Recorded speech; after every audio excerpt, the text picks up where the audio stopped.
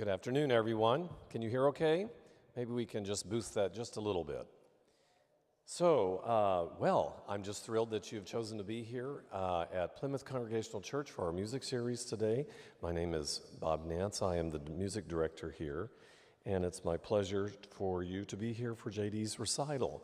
Let me just give you a couple of housekeeping things. The most important thing, other than music, is good food.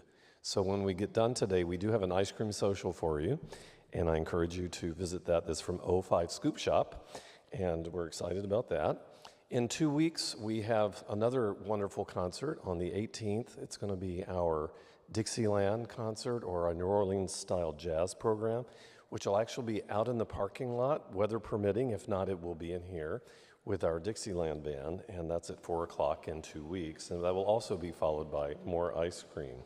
Yay. This series is free. It's free because we have patrons. They're all listed on the back. If you'd like to be a patron, we'd love for you to make a donation. You can do it as instructed at the bottom of the page, or you can leave an offering during the brief intermission where we will switch things up for the program. So there is a brief intermission. And so don't go too far. If you do need a restroom, there is one back in the narthex here, or if you go through the lobby and take a left turn and go all the way to the hall, there's a restroom down the hallway in the education wing. Okay, well, put your hands together for J.D. Uchal.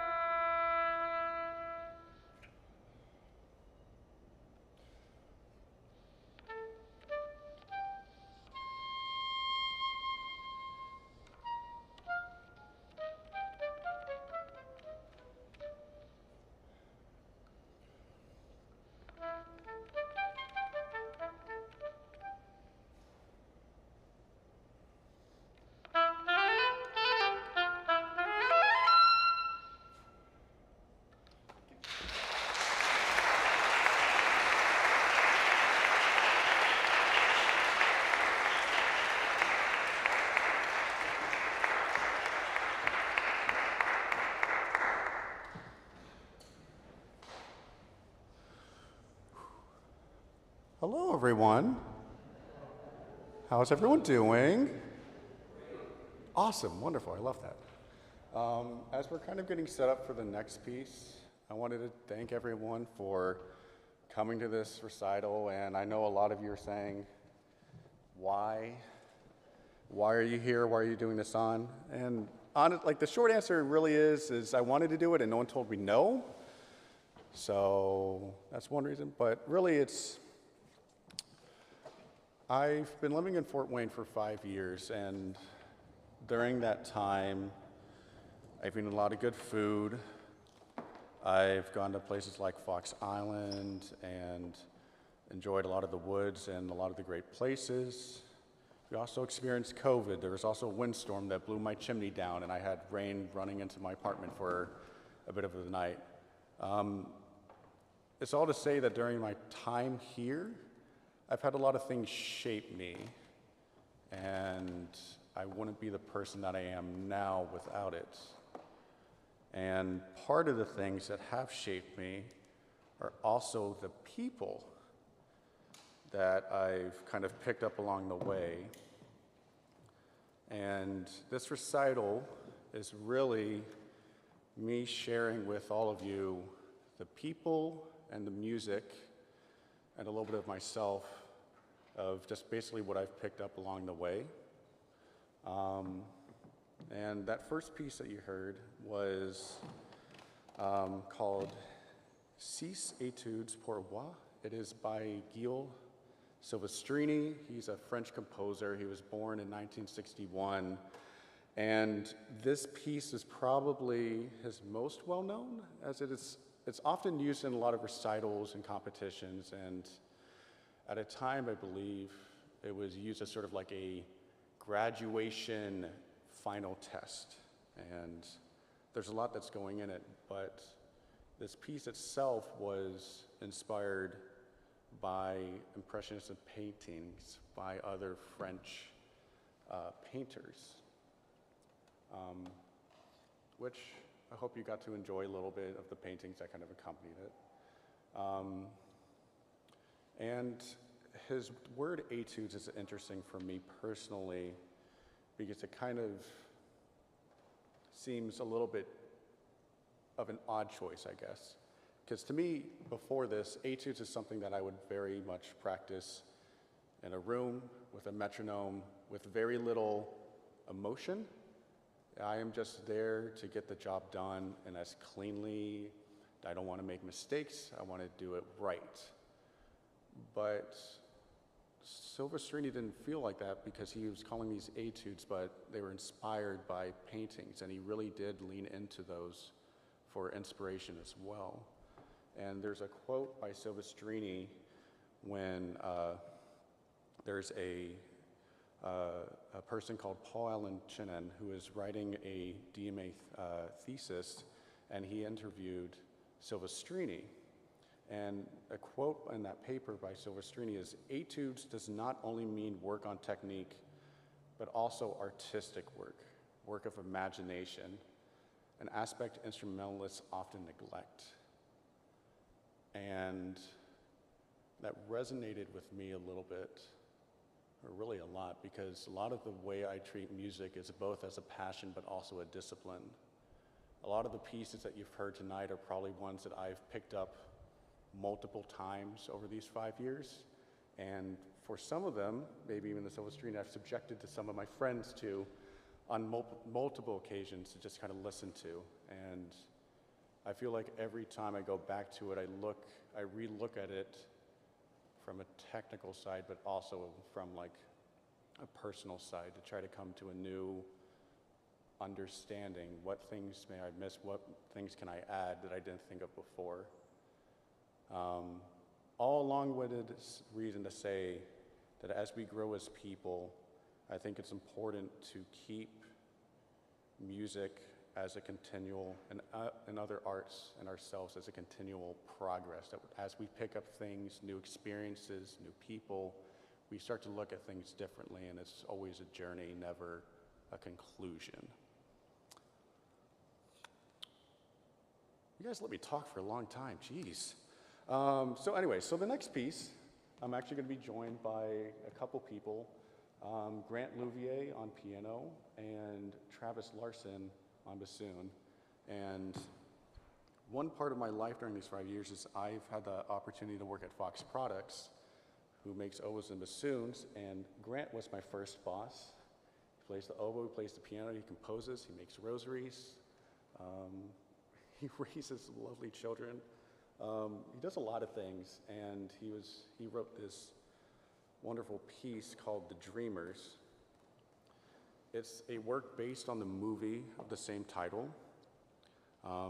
In it, a pair of French mixed-gender twins invite an American student to live with them. The twins are much too close for comfort, and the American is drawn into their awkward intimacy. In this piece, look out for a bunch of near octaves, twos and threes, and harmonies and rhythms pushing against each other. It's really a piece about contrast and somehow things working out anyways. Oh yeah, and then Travis Larson, has the unfortunate title of being my roommate, which he's had to suffer through a bunch. He's also a coworker of mine at Fox. He's a wonderful person, and I'm fortunate to have him and Grant in my life. And yeah, I'm gonna play now because talking seems unusual for me, but I do it anyways. Anyways, thank you.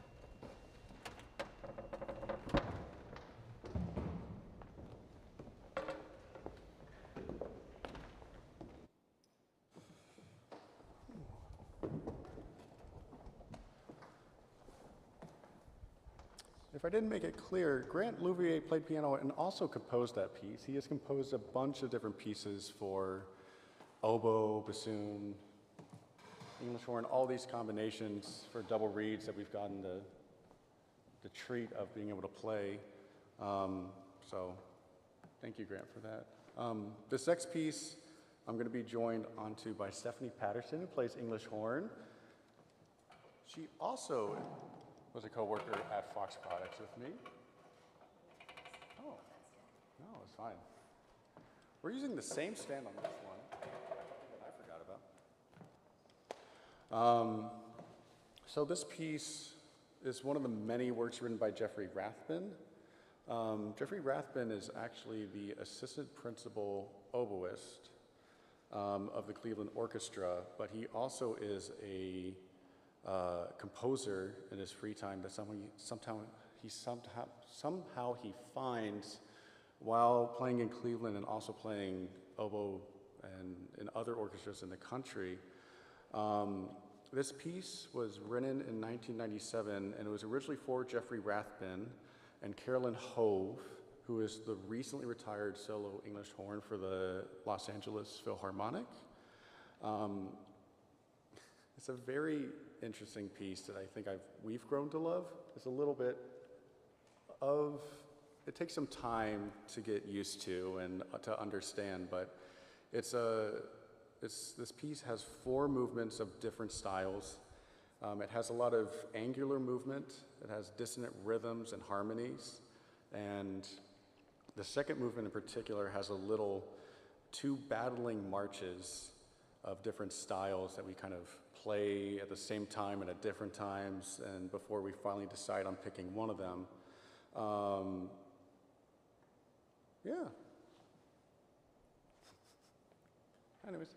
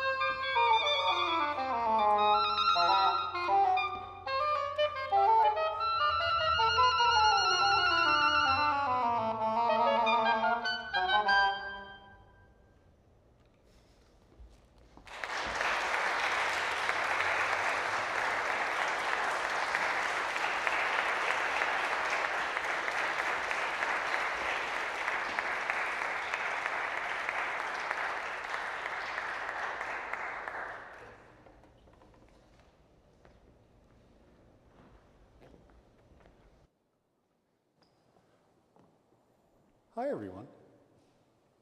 Thank you so much for staying for the first half. There's going to be a short little pause where there's going to be a collection kind of going around. If you feel compelled, please add. I wouldn't be able to do any of this without Plymouth Church and all that they do to support concerts like this and others and artists like me and a lot of others in Fort Wayne.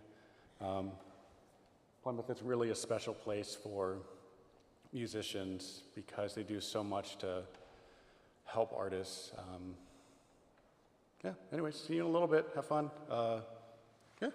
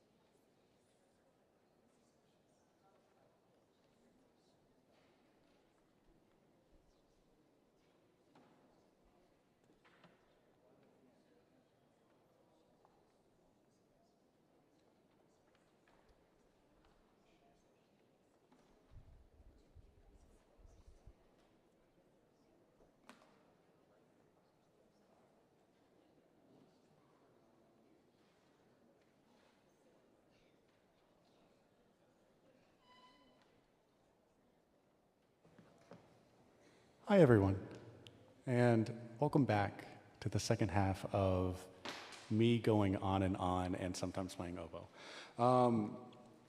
This next piece was actually commissioned by me and Stephanie in the midst of COVID, and we were like, we want to play oboe, and also include the bassoon sometimes. We were looking for pieces, and there was a few, and there's a lot of good stuff, but one of the pieces that caught my eye was actually a piece by Jennifer Higdon, who is a very popular composer. She's a Pulitzer Prize winner. She has 3 Grammys. I first heard of her from an oboe concerto that she wrote that I've had quite a few friends play. And when I was going through her catalog, there was actually a piece called Trio Song for 2 flutes and cello. And I was like, dang, that's so close. And I was like, I wonder if she would be willing to. No, you were like, let's play it. And I was like, why don't you email her? Oh yeah, I was just gonna be like, it'll be scuffed, we'll play it, it'll be fun. And Stephanie was like, just talk to her. We're like, okay. So I sent an email off, like a shot in the dark, and then honestly, I didn't expect to hear back, and I think within 24 hours, we heard back from the person who manages all of her scheduling, and she was like, oh yeah, Jennifer would love to do that. I'm like, oh, great. So she wrote the piece, and looking at my emails, I sent that first email back in October of 2022, and I got the piece probably in December of 2022, and it is now August 2024, so it's been a bit. All to say, it's a wonderful piece. We're sorry we haven't had the opportunity to play it yet, but we are very excited to play it, and it's probably the premiere, but I kind of waited too long on it, so maybe someone else has played it, I don't know. So enjoy the maybe premiere of this piece by Jennifer Higdon, Song for 3.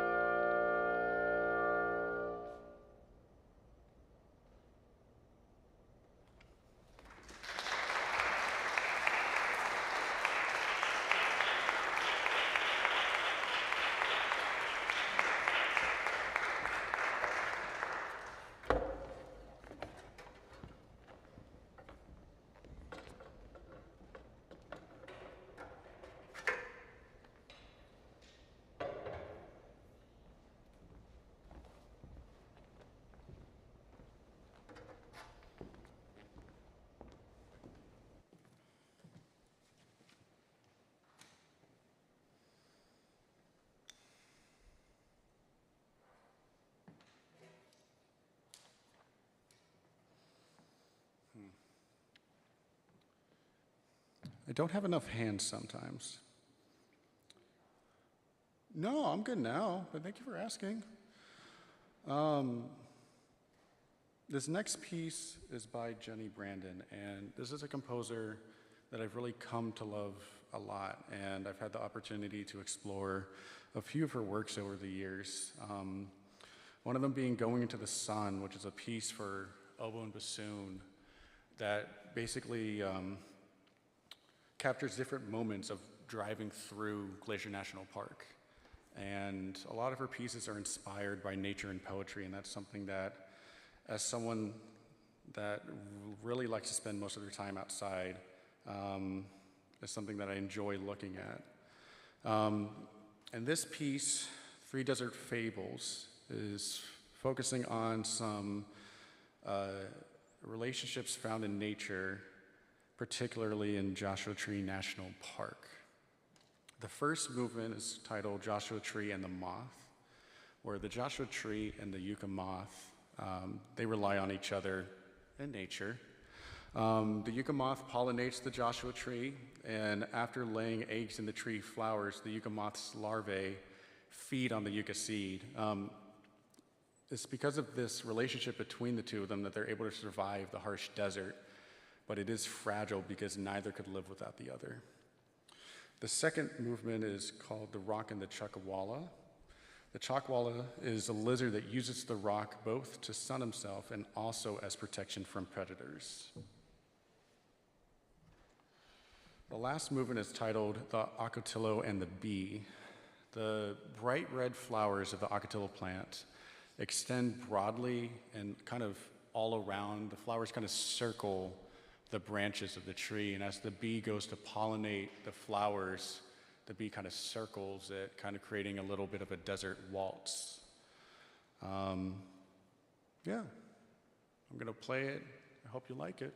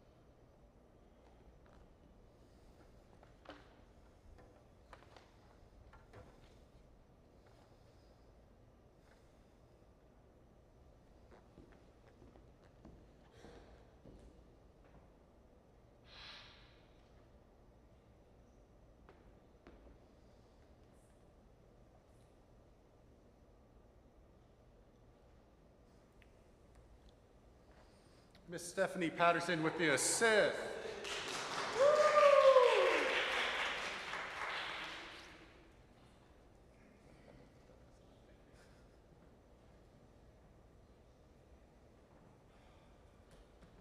I think my favorite part about Indiana is all the water that you never expect to come out of places you've never imagined.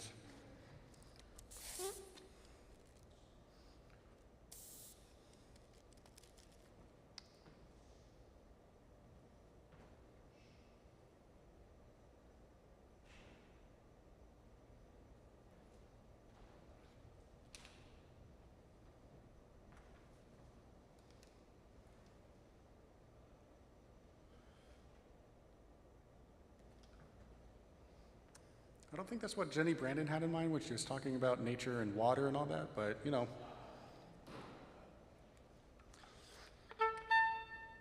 Yeah, all right.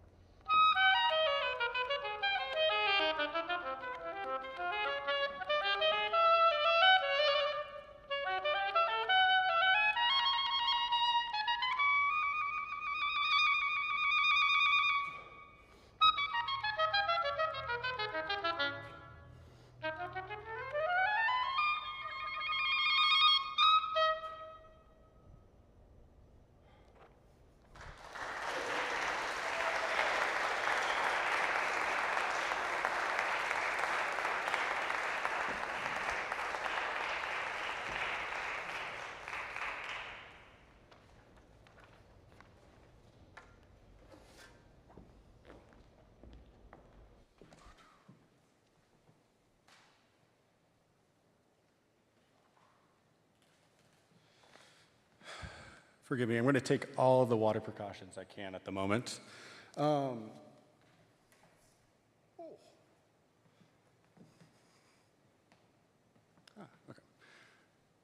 This next piece is just a movement of excerpting.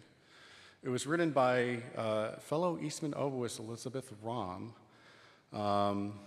After she studied oboe performance and composition, she's become an extremely prolific composer with works including 4 operas, over 90 chamber pieces, 18 vocal works, choral works, and oratorio, several ballets, concerti, and major orchestral works.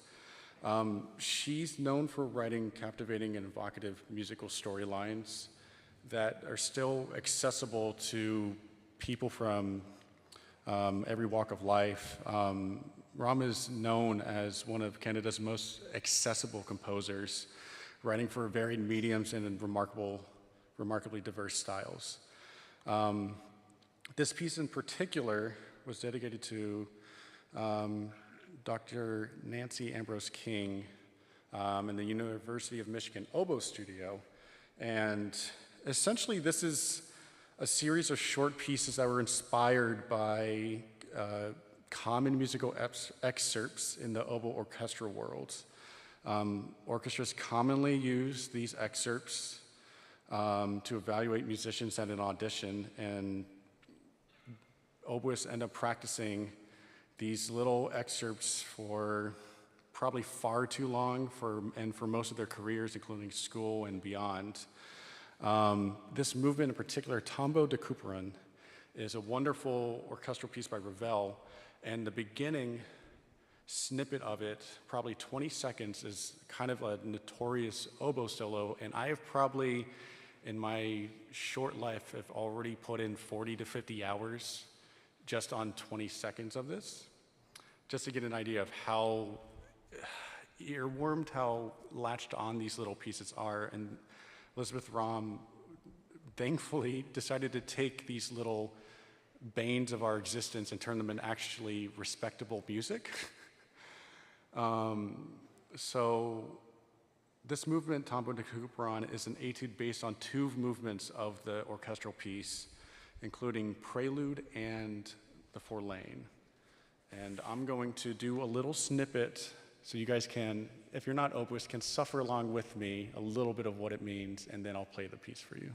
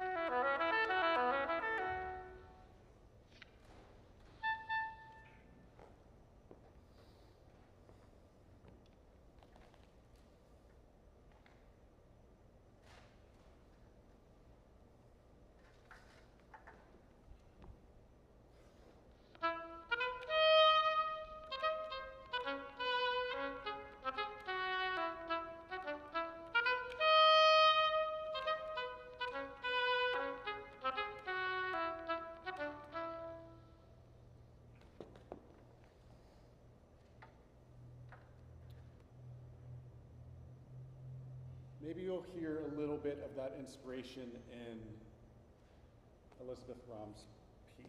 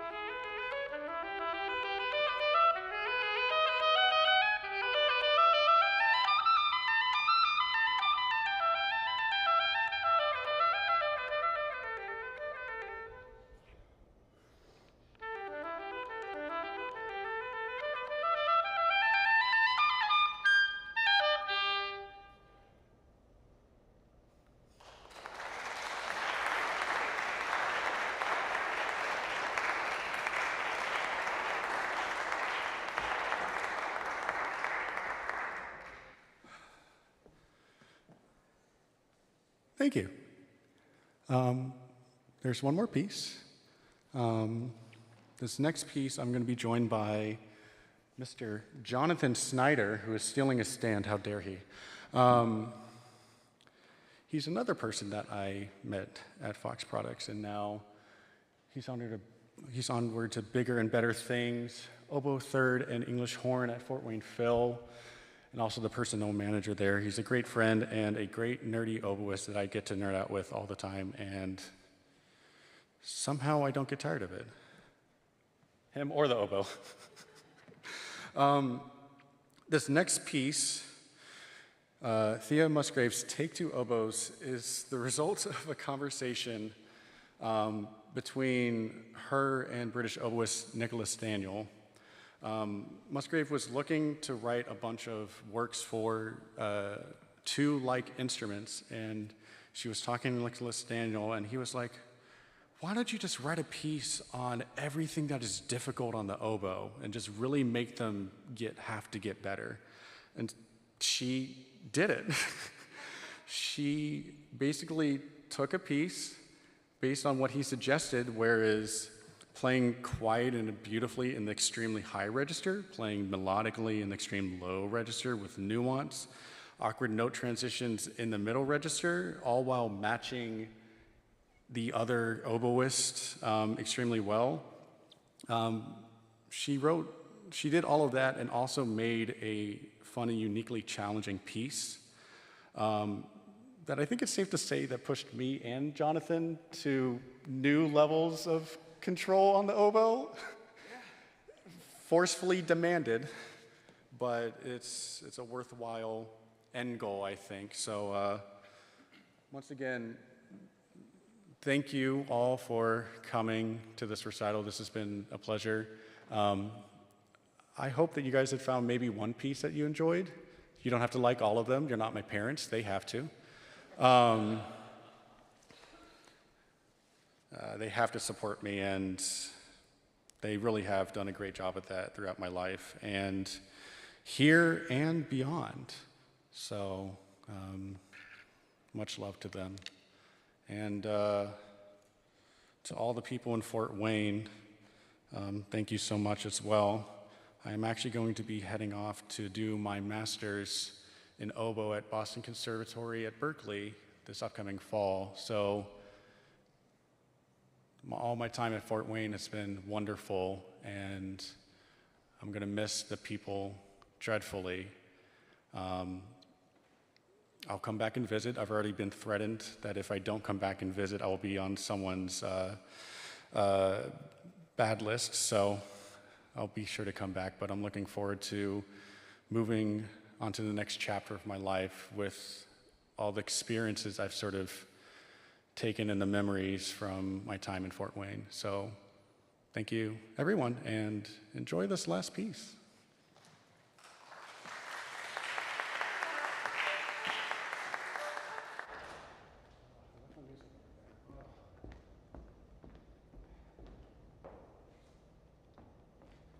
I could have gotten it.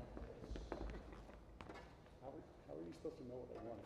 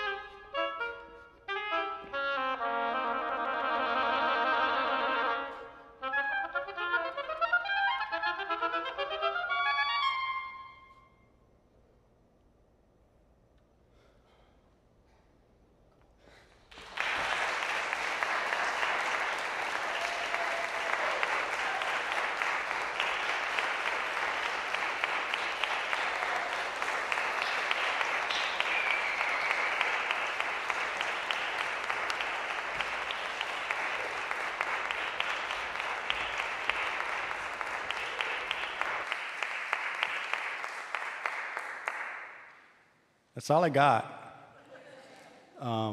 There is a lovely ice cream social out over yonder if you'd like to, I don't know, cool off a little bit. All right, see you later.